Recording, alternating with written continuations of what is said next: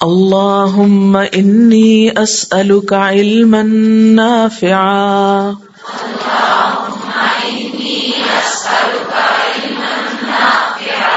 ورزقا طیبا وعملا متقبلا. اللہم اے اللہ، انی بے شک میں، اسألک سوال کرتا ہوں تجھ سے، مانگتا ہوں تجھ سے، علما علم، نافعا نفع دینے والا، ورزقا اور رزق، طیبا پاکیزہ، وعملا اور عمل، متقبلا قبولیت والا. اے اللہ، میں تجھ سے نفع دینے والے علم، پاکیزہ رزق اور قبول ہونے والے عمل کا سوال کرتا ہوں.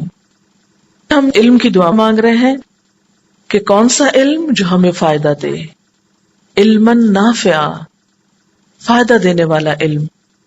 اب دیکھیں کہ علم کے لیے انسان کو بہت محنت کرنی پڑتی ہے، بہت کوشش کرنا پڑتی ہے.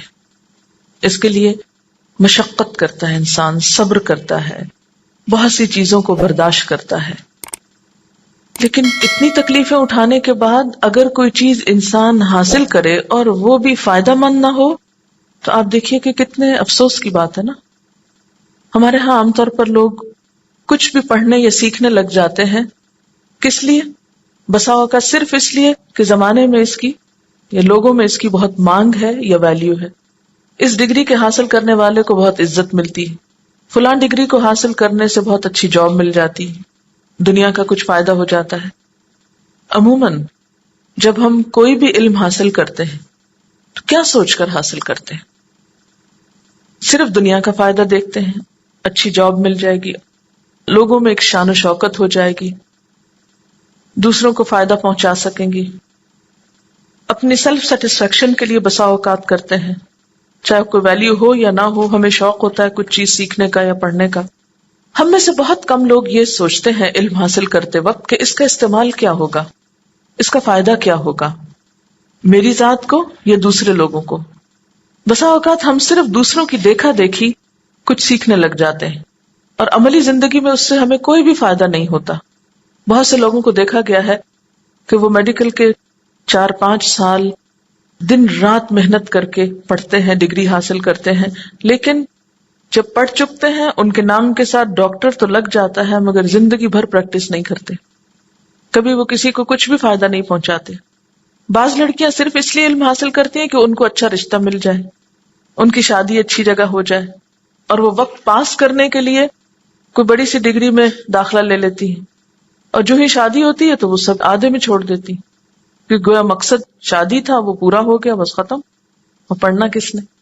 تو آپ دیکھیں کہ اس پڑھنے میں جتنا پیسہ لگا، جتنا وقت لگا، جو ایفرٹ لگی، وہ سب کہاں گئی؟ ختم ہو گئی نا یہیں پر. نتیجہ کیا نکلا؟ کچھ بھی نہیں. دنیا کے چند روزہ زندگی کا کچھ سامان ہاتھ آ گیا، چند روزہ زندگی کچھ آرام سے کٹ گئی. لیکن علم کا حقیقی فائدہ اسی وقت ہوتا ہے جب انسان کو وہ دنیا میں بھی فائدہ دے اور آخرت میں بھی فائدہ دے. ہاں ہم دنیا کا علم ہی حاصل کریں، کوئی بھی ڈگری حاصل کریں، لیکن ہماری نیت میں یہ بات ضرور رہنی چاہیے کہ اس سے ہم انسانیت کی خدمت کریں گے، اس سے ہم دوسروں کو فائدہ پہنچائیں گے. وَمِمَّا رَزَقْنَاهُمْ يُنْفِقُونَ.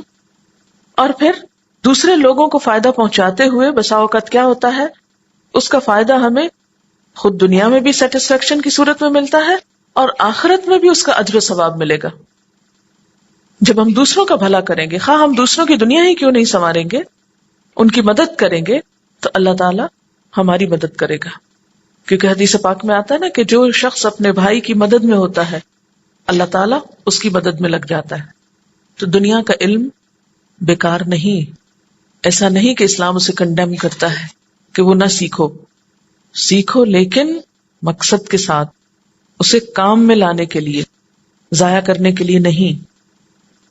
تو یہاں پر کیا دعا مانگائی گئی کہ اللہ ہم تجھ سے علم کا سوال کرتے ہیں، لیکن کیسے علم کا جو ہم کو فائدہ دے.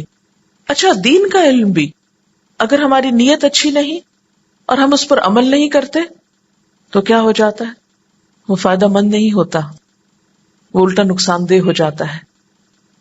کہتے ہیں جس نے علم حاصل کیا اور عمل نہ کیا اس کے لیے ایک ہلاکت ہے اور جاہل کے لیے 2 ہلاکتیں ہیں. پھر ورزقاً طیباً اور پاکیزہ رزق. اچھا، علم کے ساتھ پاکیزہ رزق کی بات کیوں کی گئی ہے؟ کیونکہ انسان کے اخلاق، کردار، اس کے بہت سی چیزوں پر اس کا رزق جو ہے وہ اثر انداز ہوتا ہے. رزق حرام ہو تو دعا قبول نہیں ہوتی، رزق حرام ہو تو انسان کی عبادت قبول نہیں ہوتی، رزق حرام ہو تو انسان کے اخلاق اور عادات پہ اثر پڑتا ہے اور وہ ایک رکاوٹ بنتا ہے اچھے علم کے حاصل کرنے میں.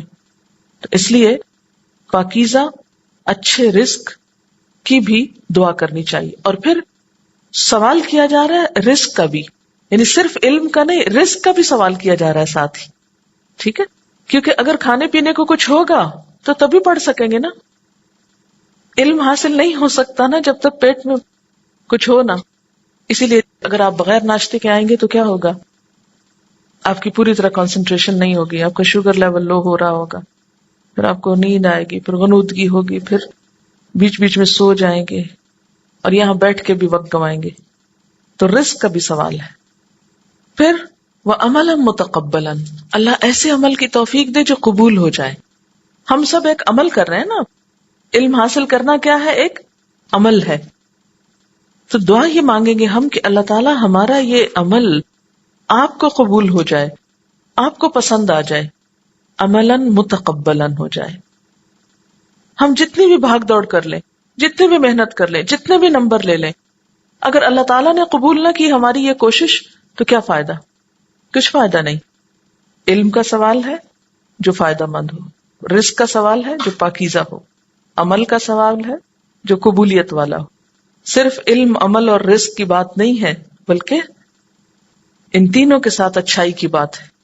چلیے اب جب آپ دعا مانگیں گے تو کیا سوچیں گے کہ اللہ تعالیٰ یہ جو قرآن پاک ہم سیکھنے جا رہے ہیں اس کو ہمارے حق میں اور ہمارے ذریعے دوسروں کے حق میں فائدہ مند بنا دینا، اور ہمیں پاکیزہ رزق عطا کرنا، اور ہماری اس کوشش کو قبول کر لینا تاکہ ہماری یہ تمام کوششیں بہترین طریقے سے ہو سکیں اور قبولیت والی بن جائیں. اللہم انی اسألک علما نافعا